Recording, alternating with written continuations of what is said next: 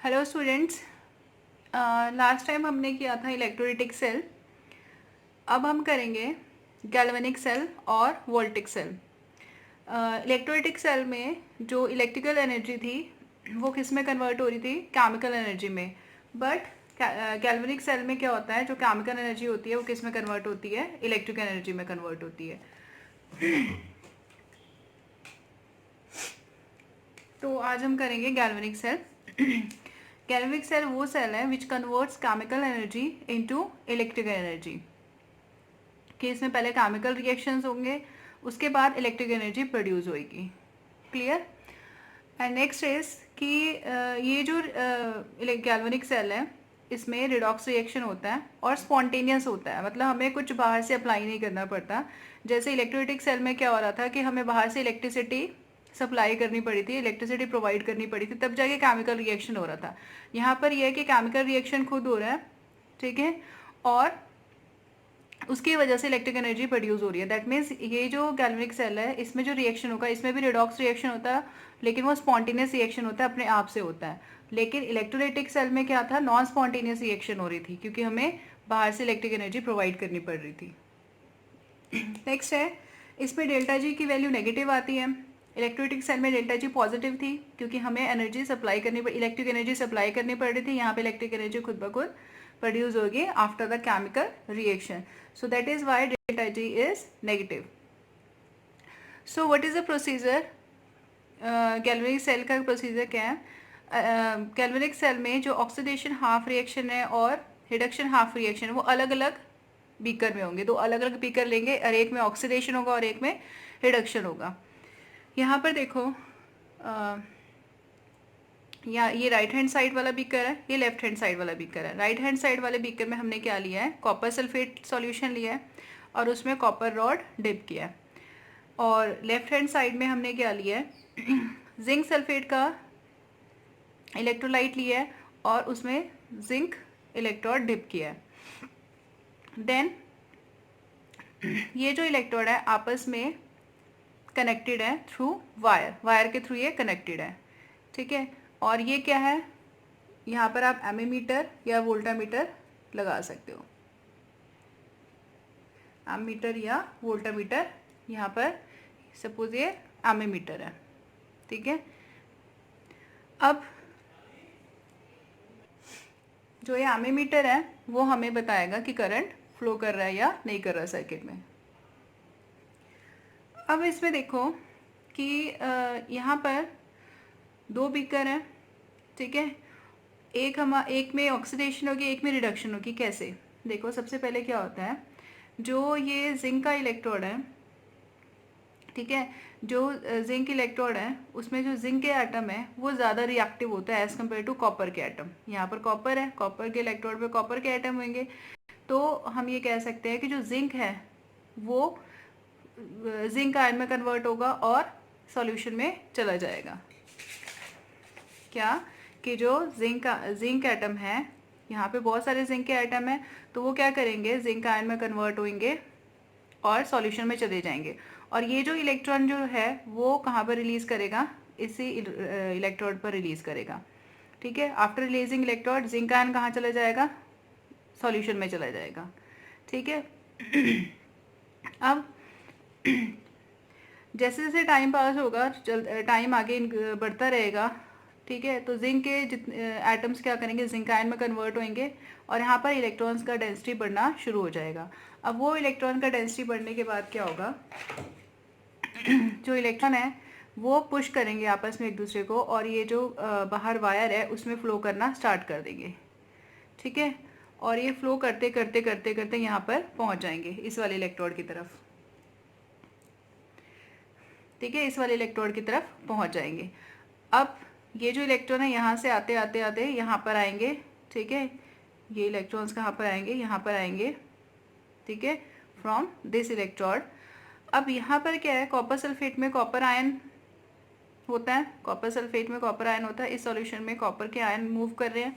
तो ये जो कॉपर के आयन है इनके पास इलेक्ट्रॉन की डेफिशिएंसी है। ये कॉपर आयन कहाँ जाएंगे?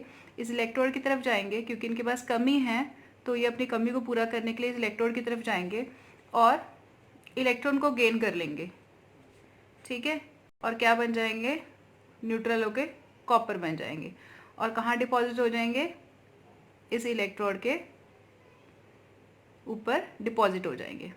ठीक है, तो यही चीज़ चलती रहेगी कि जिंक एटम जिंक आयन में कन्वर्ट होगा, इलेक्ट्रॉन रिलीज करेगा, इलेक्ट्रॉन मूव करेंगे यहाँ से यहाँ पर आकर, और कॉपर के आयंस जो हैं वो इलेक्ट्रॉन गेन करेंगे और यहाँ डिपॉजिट होना शुरू कर देंगे। ठीक है, ये प्रोसीजर चलता रहेगा।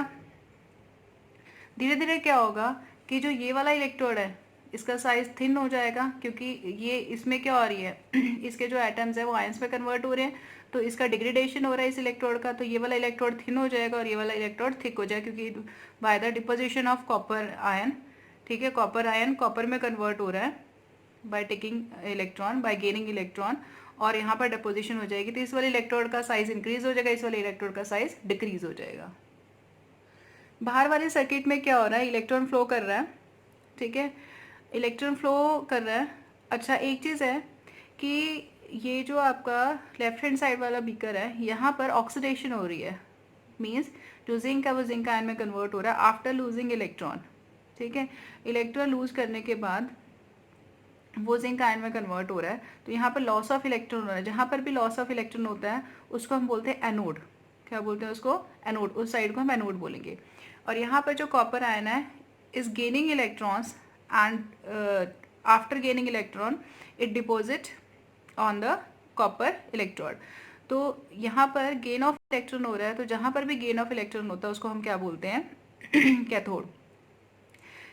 क्लियर, यहाँ पर एनोड है और यहाँ पर कैथोड है, ये एनोड की तरह बिहेव करेगा ये वाला इलेक्ट्रोड, और ये कैथोड की तरह बिहेव करेगा। इलेक्ट्रोलिटिक सेल में जो पॉजिटिव था, पॉजिटिव सिंबल था वो हम यूज़ कर रहे थे एनोड के लिए, और जो नेगेटिव सिंबल था हम कैथोड के लिए यूज़ कर रहे थे। लेकिन एक चीज़ याद रखना कि हमेशा एनोड उसको कंसीडर करेंगे जहाँ पर लॉस ऑफ इलेक्ट्रॉन होता है।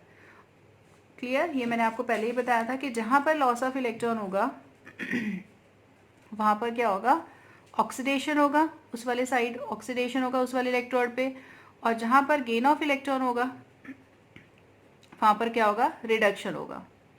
ठीक है, ये चीज़ ध्यान रखना। इलेक्ट्रोलिटिक सेल में भी जहाँ पे लॉस ऑफ इलेक्ट्रॉन हो रहा है वहाँ पर ऑक्सीडेशन हो रहा था, जहाँ पर गेन ऑफ इलेक्ट्रॉन हो रहा था वहाँ पर भी वहाँ पर रिडक्शन हो रहा था। ये चीज़ कॉमन है दोनों में, बट द थिंग इज कि जो एनोड और कैथोड का सिंबल चेंज है, रीजन बीइंग कि इलेक्ट्रोलिटिक सेल में electric energy is converting into chemical energy, और गैल्वेनिक सेल में जो केमिकल एनर्जी है वो इलेक्ट्रिक एनर्जी में कन्वर्ट हो रहा है, इसलिए दोनों के सिंबल चेंज है, एनोड और कैथोड के सिंबल चेंज है, बट जो बेसिक है वो दोनों के लिए सेम है कि लॉस ऑफ इलेक्ट्रॉन जहाँ पर होगा उस साइड उस इलेक्ट्रोड पे ऑक्सीडेशन होगी, और जहाँ गेन होगा वहाँ पर रिडक्शन होगा। अब एक चीज़ देखो, ये मैंने आपको क्लियर कर दिया, ठीक है। अब एक चीज़ है कि सपोज ये जिंक आयन में कन्वर्ट हो रहा है और जो कॉपर आयन है वो कॉपर बन के डिपॉजिट हो रहा है, ठीक है। जो इलेक्ट्रॉन्स है वो फ्लो करेंगे फ्रॉम एनोड टू कैथोड, ठीक है, इलेक्ट्रॉन्स का फ्लो होगा, और we know that by convention कि इलेक्ट्रॉन का जहाँ पे फ्लो होता है उसके अपोजिट डायरेक्शन में करंट फ्लो होता है, तो करंट कहाँ से कहाँ फ्लो करेगा, from cathode to anode, current ऐसे फ्लो करेगा, ठीक है। ये एमीमीटर है, हमें बताएगा कि सर्किट में करंट फ्लो कर रहा है। अगर हम यहाँ पर कोई बल्ब लगा देंगे, ठीक है, हमने ये सेल वगैरह कनेक्ट कर दिया, ठीक है, और जब हम यहाँ पर कोई बल्ब लगा देंगे, ठीक है, that bulb will grow due to electricity, क्योंकि सर्किट में क्या हुआ है, जो आउटर सर्किट है वहाँ पर करंट फ्लो हुआ है due to the flow of electron, इन इलेक्ट्रॉन्स के फ्लो करने की वजह से करंट फ्लो होगा। अगर यहाँ पे हम कोई बल्ब कनेक्ट करेंगे तो बल्ब ग्लो हो जाएगा, ठीक है। अब एक चीज़ है कि अगर हम यहाँ पर बल्ब लगाते हैं वो कुछ टाइम बाद अपने आप ही बुझ जाता है, ठीक है, अपने आप ही ग्लो करना बंद कर देगा। रीज़न क्या है, ठीक है, कि बल्ब ग्लो करना बंद कर देगा कुछ टाइम बाद, इसका क्या रीज़न है, या हम ये कह सकते हैं कि जो करंट है वो सर्किट में फ्लो करना बंद कर देगा, तभी जो बल्ब है वो ग्लो करना बंद कर रहा है, ठीक है। Current stop flowing in the circuit after some time, why, ऐसा क्या रीज़न है कि कुछ टाइम बाद जो करंट फ्लो है वो स्टॉप हो जाएगा, ठीक है। इसका रीज़न ये है कि due to accumulation of charges in the two half beaker, ठीक है, दोनों साइड जो बीकर है वहाँ पर एक्यूमुलेशन ऑफ चार्जेस हो जाएंगे। अब ये कैसे होगा, ठीक है, देखो कि सपोज ये सेल है, ये जिंक का इलेक्ट्रोड है, ये कॉपर इलेक्ट्रोड है। अब एक चीज़ है, हम ये बोलते हैं कि जिंक जो है वो जिंक आयन में कन्वर्ट होता है, ठीक है, और सॉल्यूशन में चला जाता है। यहाँ से जो कॉपर आयन है वो इलेक्ट्रॉन लेगा और यहाँ पर डिपॉजिट हो जाएगा। अब जैसे जैसे टाइम पास होता रहेगा, टाइम चलता रहेगा, ठीक है, आफ्टर फ्यू आवर्स या आफ्टर फ्यू मिनट्स क्या होगा, जो करंट है वो सर्किट में फ्लो करना बंद कर देगा। इसका रीज़न ये है कि जब जिंक आयन में कन्वर्ट होता रहेगा, ठीक है, यहाँ पर क्या होएगा, जिंक आयन का जो कंसंट्रेशन है वो क्या हो जाएगा, इंक्रीज हो जाएगा as compare to sulphate ion. Sulphate ion भी है इसमें, ठीक है, as the there will be increase of positive charge, क्योंकि जिंक आयन में कन्वर्ट होगा, ठीक है, तो यहाँ पर क्या होगा, पॉजिटिव चार्ज का एक्यूमुलेशन हो जाएगा, ठीक।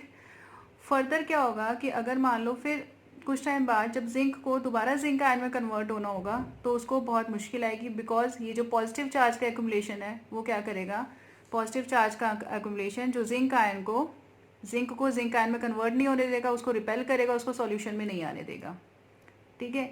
तो इस साइड पे क्या होगा, लेफ्ट हैंड साइड बीकर में क्या होगा, पॉजिटिव चार्ज का एक्यूमुलेशन हो जाएगा, जिसकी वजह से जिंक आयन में कन्वर्ट नहीं हो पाएगा, क्लियर, क्योंकि यहाँ से उसको पॉजिटिव आपस में रिपेल करेंगे। तो इस वाले बीकर पे जिंक आयन का कंसंट्रेशन सल्फेट आयन के कंसंट्रेशन से ज़्यादा है, ठीक है, पॉजिटिव चार्ज यहाँ पर ज़्यादा है as compare to negative charge. अब यहाँ पर क्या होगा, जब यहाँ पर कॉपर आयन कॉपर में कन्वर्ट होते रहेंगे तो क्या होगा कि जो सल्फेट आयन का कंसंट्रेशन है वो बढ़ जाएगा और कॉपर आयन का कंसंट्रेशन कम हो जाएगा, यानी यहाँ पर नेगेटिव चार्ज का कंसंट्रेशन इंक्रीज हो जाएगा, क्योंकि कॉपर आयन तो कॉपर की फॉर्म में यहाँ डिपॉजिट हो जाएंगे, तो नेगेटिव चार्ज का कंसंट्रेशन इंक्रीज हो जाएगा। जब नेगेटिव चार्ज का कंसंट्रेशन इंक्रीज हो जाएगा तो क्या होगा कि फर्दर ये जो नेगेटिवली चार्ज आयन है वो इलेक्ट्रॉन को इसके साथ ऐड नहीं होने देंगे, इलेक्ट्रॉन्स को गेन नहीं होने देंगे टू द कॉपर आयन, क्योंकि इलेक्ट्रॉन्स पे नेगेटिव चार्ज होता है और इन पे भी नेगेटिव चार्ज है, वो क्या करेंगे, रिपेल करेंगे और फर्दर कॉपर आयन को इलेक्ट्रॉन गेन नहीं देंगे, ठीक है। अब जब यहाँ पर एक्यूमुलेशन ऑफ चार्जेस हो गए, यहाँ पर कौन से चार्जेस बढ़ जाएंगे, यहाँ पर नेगेटिव चार्ज ज़्यादा बढ़ जाएगा और यहाँ पर पॉजिटिव चार्ज ज़्यादा बढ़ जाएगा, ठीक है, जिसकी वजह से क्या होगा कि फर्दर जिंक आयन में कन्वर्ट नहीं हो पाएगा, यहाँ पर कॉपर आयन फर्दर कॉपर में कन्वर्ट नहीं हो पाएगा। अब इसकी वजह से क्या होगा कि जब जिंक आयन में कन्वर्ट नहीं होगा तो इलेक्ट्रॉन मूव नहीं करेगा, ठीक है, जब इलेक्ट्रॉन मूव नहीं करेगा सर्किट में तो करंट फ्लो नहीं करेगा, current stop flowing, current flow नहीं करेगा, ठीक है। और अगर हमने यहाँ पर कोई बल्ब लगाया होगा तो वो बल्ब ग्लो करना बंद कर देगा। अब इस चीज़ को ओवरकम करने के लिए हम क्या करते हैं, हम यहाँ पर एक सॉल्ट ब्रिज लगाते हैं। क्या लगाते हैं, सॉल्ट ब्रिज लगाते हैं, एक यूट्यूब होता है, ठीक है, वो सॉल्ट ब्रिज बोलते हैं उसको हम, वो लगाते हैं, दिस इज सॉल्ट ब्रिज, ठीक है। इस सॉल्ट ब्रिज में हम क्या लेते हैं, कुछ इलेक्ट्रोलाइट लेते हैं, like KCl, NH4OH, NHO3, HNO3, like हम कुछ क्या लेते हैं, इलेक्ट्रोलाइट लेते हैं। वो इलेक्ट्रोलाइट क्या करेंगे, इस सॉल्यूशन को न्यूट्रल करने का काम करेंगे। सपोज हमने यहाँ पर KCl लिया है, ठीक है, तो KCl में कौन सा आयन होता है, K positive Cl negative ion होता है। अब यहाँ पर पॉजिटिव चार्ज ज़्यादा है तो इसको न्यूट्रल करने के लिए जो Cl नेगेटिव है वो इस वाले सॉल्यूशन में जाना शुरू कर देगा और जो K पॉजिटिव है वो इस वाले सॉल्यूशन में जाना शुरू कर देगा, ठीक है, और इन सॉल्यूशन को न्यूट्रल बनाएगा ताकि यहाँ पर चार्जेस का एक्यूमुलेशन ना हो, क्लियर। सॉल्ट ब्रिज जो होता है वो यू शेप का होता है, ठीक है, उसको इन्वर्ट करके दोनों बीकर में डिप किया जाता है। जो आपका इलेक्ट्रोलाइट है, ठीक है, वो एक सेमी सॉलिड सब्सटेंस होता है अगर अगर जेल या जिलेटिन, उसमें ऐड करके फिर इसमें डाला जाता है ताकि जो आयंस की मूवमेंट है वो धीरे धीरे यहाँ पर हो सके। ठीक है, वो थिक फॉर्म में होता है वो जेल जिसके अंदर इलेक्ट्रोलाइट ऐड करके हम मिक्स करके इसमें डालते हैं। जितनी ज़रूरत है, जिस भी आयन की जितनी भी ज़रूरत है इन द रिस्पेक्टिव बीकर, वो उस हिसाब से वहाँ पे मूव करता है। अगर यहाँ पर नेगेटिव चार्ज ज़्यादा है तो पॉजिटिव आयन मूव करेगा इलेक्ट्रोलाइट का यहाँ पर, ताकि सॉल्यूशन न्यूट्रल हो जाए।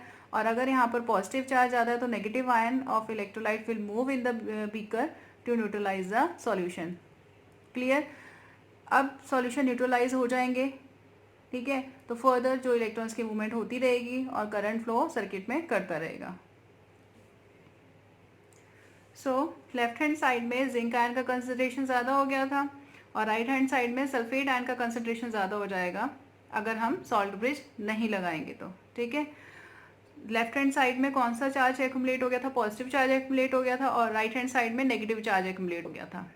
ठीक है, अब एक चीज़ और है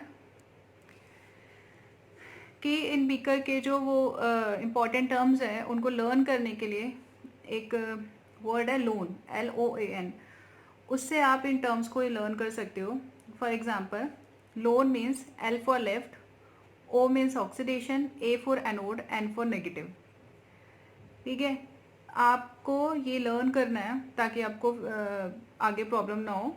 ठीक है, नहीं तो कन्फ्यूज़न हो जाती है कई बार कि लेफ्ट हैंड साइड पर गैल्वेनिक सेल में ऑक्सीडेशन होती है और उसको हम एनोड की तरह कंसीडर करते हैं इलेक्ट्रोड को, और वहाँ पे चार्ज कौन सा होता है? नेगेटिव होता है।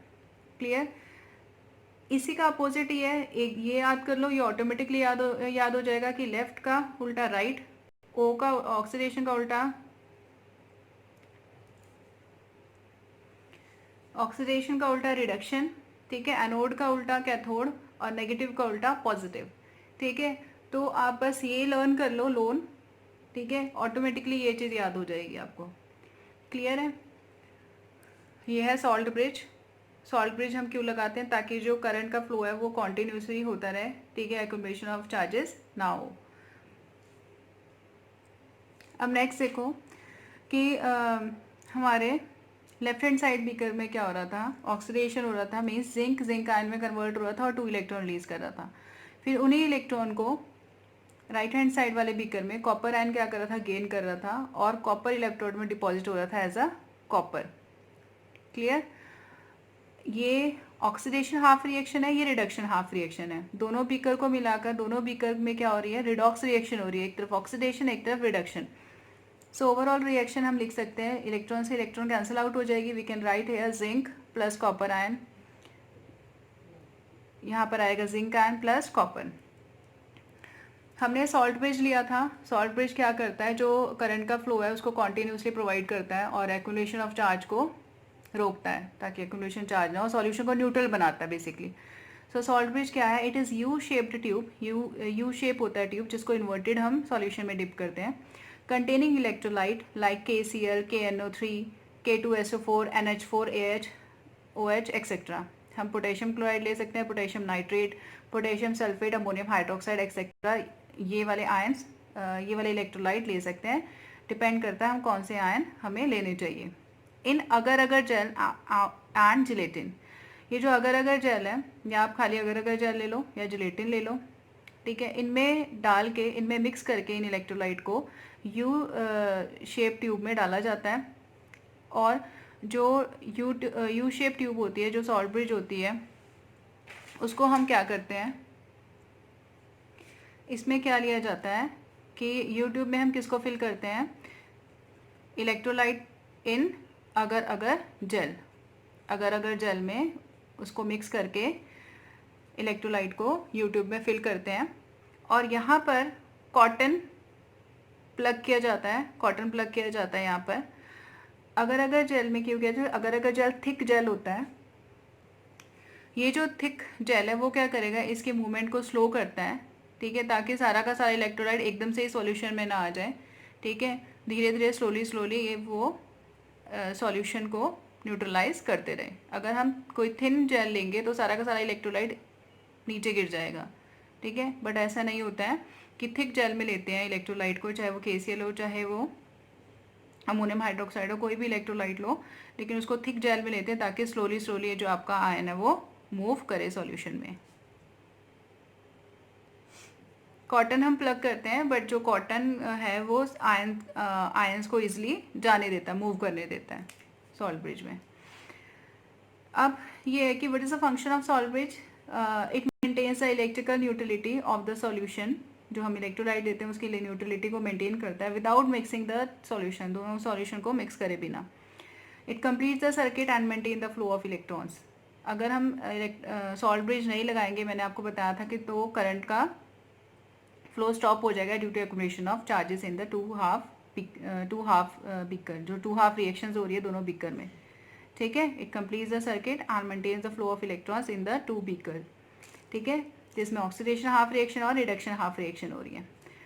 अब एक चीज़ है कि जो भी हम इलेक्ट्रोलाइट लेते हैं सॉल्ट ब्रिज में, दैट मस्ट बी इनर्ट। क्यों? वो किसी के साथ रिएक्ट नहीं कर, इनर्ट मतलब वो किसी के साथ रिएक्ट नहीं करना चाहिए, और अगर रिएक्ट कर भी जाए तो ऐसा प्रोडक्ट बनाए कि वो सॉल्यूशन में डिजॉल्व हो जाए। देखो, why electrolyte must be inert which is taken in U tube. जो यूट्यूब में हम इलेक्ट्रोलाइट लेते हैं वो इनर्ट होने चाहिए। Inert electrolyte do not take part in redox reaction, it only keep the solution neutral. If it react, product must be soluble. अगर मान लो रिएक्ट कर भी जाता है किसी इलेक्ट्रोलाइट के आयन से, रिएक्ट कर भी जाता है, तो जो प्रोडक्ट है वो सॉल्यूबल होना चाहिए।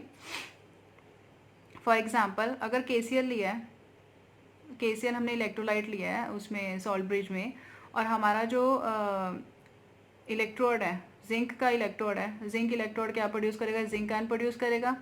और ये जो आपका यूट्यूब में हमने इलेक्ट्रोलाइट लिया KCl, उसमें से जो Cl नेगेटिव आयन है वो जिंक के साथ रिएक्ट करेगा और क्या बनाता है? जिंक क्लोराइड बना देता है। बट ये जो प्रोडक्ट है ये सॉल्युबल होता है, ये दोबारा से जिंक आयन और क्लोराइड आयन में कन्वर्ट हो जाता है सॉल्यूशन में जाके, ये इजिली सॉल्युबल है, ठीक है। So we can take KCl as an electrolyte when zinc electrode is used. But अगर हम सिल्वर इलेक्ट्रोड यूज कर रहे हैं,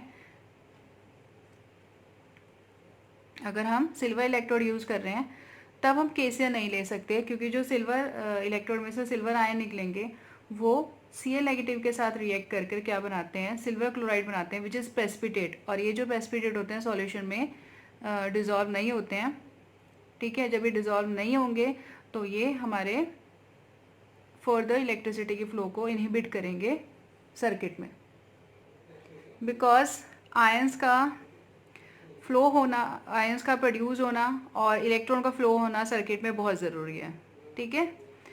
अब नेक्स्ट है difference between galvanic cell and electrolytic cell. ये मैं पहले ही डिस्कस कर चुकी हूँ, थोड़ा सा इसको रिव्यू कर लेते हैं। गैल्वेनिक सेल में जो इलेक्ट्रिक एनर्जी है वो केमिकल एनर्जी में कन्वर्ट होती है, और इलेक्ट्रोलाइटिक सेल में जो इलेक्ट्रिक एनर्जी है वो केमिकल एनर्जी में कन्वर्ट होती है। Galvanic cell spontaneous redox reaction होता है इसमें, और इसमें नॉन स्पॉन्टेनियस रिडॉक्स रिएक्शन होता है इलेक्ट्रोलाइटिक सेल में। क्यों नॉन स्पॉन्टेनियस? क्योंकि इस पर हमें रिडॉक्स रिएक्शन करवाने के लिए इलेक्ट्रिक एनर्जी बाहर से सप्लाई करनी पड़ती है। गैल्वेनिक सेल में जो डेल्टा जी की वैल्यू नेगेटिव आती है और इसमें डेल्टा जी की वैल्यू पॉजिटिव आती है, because we are supplying electric energy. जब हम कोई एनर्जी प्रोवाइड करते हैं तब जाके रिएक्शन होगी, तो वहाँ डेल्टा जी पॉजिटिव आएगी, ठीक है। और यहाँ पर क्या है कि केमिकल रिएक्शन होगा, फिर इलेक्ट्रिक एनर्जी प्रोड्यूस होगी, तो डेल्टा जी की वैल्यू यहाँ पर नेगेटिव है। इसमें सॉल्ट ब्रिज की ज़रूरत होती है, गैल्वेनिक सेल में इसमें नहीं होती है। इसमें एनोड में ऑक्सीडेशन होता है और कैथोड में रिडक्शन होता है। सिमिलरली इलेक्ट्रोलाइटिक सेल में भी एनोड पे ऑक्सीडेशन होगा और कैथोड पे रिडक्शन होगा, लेकिन एनोड में जो साइन होगा वो नेगेटिव होगा, लेकिन इलेक्ट्रोलाइटिक सेल में एनोड का साइन क्या होता है? पॉजिटिव। कैथोड का साइन पॉजिटिव, लेकिन यहाँ पे कैथोड का साइज यहाँ पर नेगेटिव होता है। तो ये चीज़ ज़रूर याद रखना है, गैल्वेनिक सेल और इलेक्ट्रोलाइटिक सेल के जो एनोड और कैथोड है उनका सिंबल क्या होता है? डिफरेंट होता है, ये याद रखना है। क्लियर? क्यों? क्योंकि दो डिफरेंट अपोजिट प्रोसेस हो रहे हैं। इसमें केमिकल एनर्जी इलेक्ट्रिक एनर्जी में कन्वर्ट हो रहा है और इसमें इलेक्ट्रिक एनर्जी केमिकल एनर्जी में कन्वर्ट हो रहा है। अच्छा, नेक्स्ट है कि गैल्वेनिक सेल में जो electrolytes are taken in 2 beakers. 2 different beaker में इलेक्ट्रोलाइट्स यहाँ पे लिए जाते हैं, लेकिन इसमें क्या होता है कि ओनली 1 इलेक्ट्रोलाइट इज टेकन, एक ही इलेक्ट्रोलाइट लिया जाता है। अब एक चीज़ देखो यहाँ पर, ये जो सेल है इसको हम बार बार ना बनाने की बजाय हम क्या करते हैं, इसको एक रिप्रेजेंट कर सकते हैं, इसको एक इजीली फॉर्म में रिप्रेजेंट कर सकते हैं। वो कैसे रिप्रेजेंट कर सकते हैं? What is the cell representation of this galvanic cell? इसको रिप्रेजेंट कैसे करना है हमें? हम क्या करेंगे, देखो हमारे जो लेफ्ट हैंड साइड में जहाँ पर एनोड हम कंसीडर कर रहे थे, जहाँ पे ऑक्सीडेशन होगा, जिंक इसमें कन्वर्ट होता है जिंक आयन में, और जिंक आयन कहाँ जा रहा था? सॉल्यूशन में। उस सॉल्यूशन का कंसंट्रेशन हमें लेना है। यहाँ पे मैंने ब्रैकेट में C1 लिया हुआ है। हमने क्या, कौन सा इलेक्ट्रोलाइट लिया था? Zinc sulphate. तो जिंक सल्फेट का जो कंसंट्रेशन होगा उसको यहाँ पे लिखना है, जितना भी कंसंट्रेशन होगा, ठीक है। उसके बाद ये जो डबल सिंबल है ये रिप्रेजेंट कर रहा है सॉल्ट ब्रिज को, ठीक है। तो ये क्या है? Salt bridge. ये किसको रिप्रेजेंट कर रहा है? Salt bridge. अच्छा अब इस वाले बीकर में क्या होता है? Copper ion is converting into copper. तो यहाँ पर क्या हो रहा था, जो कॉपर आयन था वो कॉपर में कन्वर्ट हो रहा है, ठीक है। कॉपर आयन एक सॉल्यूशन में था, कॉपर सल्फेट के सॉल्यूशन में था, उसके कंसंट्रेशन को हम यहाँ पे C2 लिखा हुआ है, ठीक है। बट इन न्यूमेरिकल्स आपको कंसंट्रेशन यहाँ पे मेंशन होगा कि कंसंट्रेशन कितना होगा, तो वो जो कंसंट्रेशन होगा उसको यहाँ पर लिखना है। जैसे जिंक सल्फेट का कंसंट्रेशन गिवन होगा आपको न्यूमेरिकल में, तो वो आपको यहाँ पे लिखना है। सो आपको लेफ्ट हैंड साइड पे एनोड को रिप्रेजेंट करना है और राइट हैंड साइड में कैथोड को रिप्रेजेंट करना है, ठीक है।